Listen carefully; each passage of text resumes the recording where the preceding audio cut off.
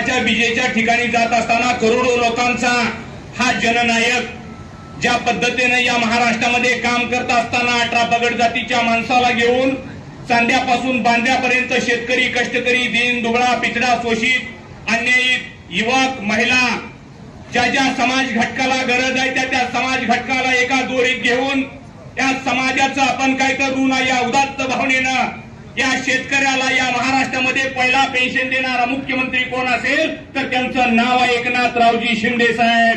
रुपयात 1 रुपया शेतकऱ्याला विमा देणारा नेता कोण असेल तर नाव आहे एकनाथरावजी शिंदे साहेब.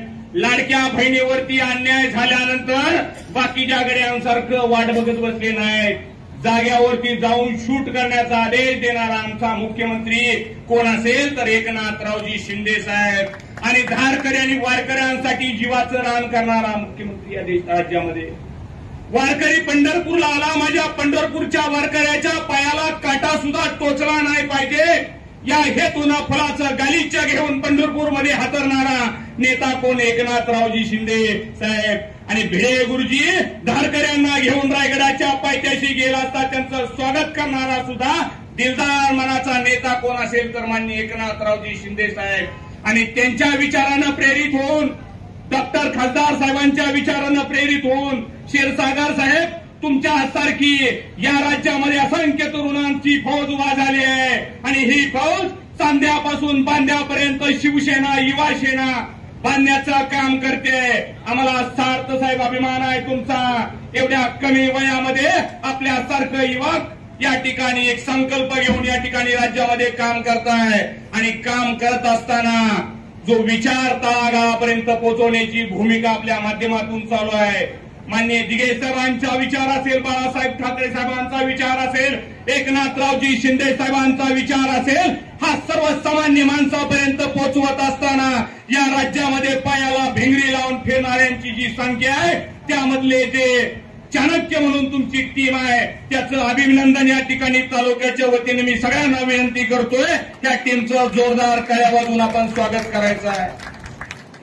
आपणा सर्वांना नेताय साहेब, या मानदेशातील एक रांगडं नेतृत्व 30-40 वर्ष घरावरती तुळशी पात्र ठेवलं, जमीन जागा सगळं संपवलं. सागर पाटील या ठिकाणी गडी जरी आमचा राजविंडा साईडला बसलेला दिसत असला तरी गुंडा सुद्धा नावावर नाही सुजित, अशी अवस्था आहे सध्या आमची.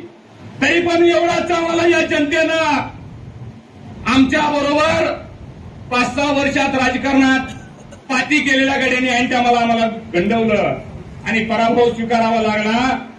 आपणा सर्वांना माहिती आहे, नुसता तालुक्यानं आमचा पराभव केला नाही कालच्या इलेक्शनला, तर या राज्यातलं रती महारथी बरंच गडी त्यात सामील झालं आणि आमचा पराभव केला. चक्रव्यूहात ज्याप्रमाणे अभिमन्यूला पकडलं महाभारतामध्ये आणि त्याचा चक्रव्यूह भेटता आला नाही, त्या पद्धतीनं माझ्या नेत्यामध्ये आजारपण होतो. तुम्हाला माहितीये, 6 महिने नेता दवाखान्यात ऍडमिट होता. या तालुक्यात साहेब 6,000 कोटीचा निधी आणला. एका बाजूला आजारपण, एका बाजूला स्वकीयाने फसवल्याची फसवणुकीची भावना, या सगळं असताना सुद्धा निकरानं लढाई करत असताना या तालुक्यातल्या युवा सेनेनं, या तालुक्यातल्या शिवसेनेनं कोणत्याही पाठबळाशिवाय एकनाथ शिंदे साहेबांचा आदेश शिरसत्तान मानला आणि 91,000 मतं घेऊन दाखवली या तालुक्यामध्ये. बऱ्याच गडी म्हणलं तुम्ही 2 नंबरला गेला, तुम्ही 3 नंबरला गेला. तुलना करणाऱ्यांना आता बोलण्यासारखा विषय नाही, पण काही गडी आता मुंबईला जातात त्यांना एकदा सांगा, आमचा सुद्धा तलाव उठवलाय बेले त्यांना सांगा ही रक्त भेणारातली नाहीत, ही एकनाथरावजी शिंदे साहेबांच्या विचाराची, शहाजी बापू पाटील साहेबांच्या विचारातली ही रक्त आहेत. अरे मुंबईला आमचा नेता गेला का येताना 200 कोटी घेऊन यायचा, 300 कोटी घेऊन यायचा, 400 कोटी घेऊन यायचा. आताचा गडी गेला का काय घेऊन येतो तुम्ही बघताय. खुली देता का, बेड देता का, खाली देता का, अरे बाबा तालुक्यासाठी काहीतरी घेऊन यावं लागतं. घरावरती तुळशी पात्र ठेवावं लागतं. आमदारक्या खोल्या मिळवायसाठी, बेड मिळवायसाठी, खाटा मिळवायसाठी नसता. अरे हृदयात शिसं वाटावं लागतं, घरादाराची होळी करावी लागते, तर प्रपंच म्हणून बसून चालत नाही.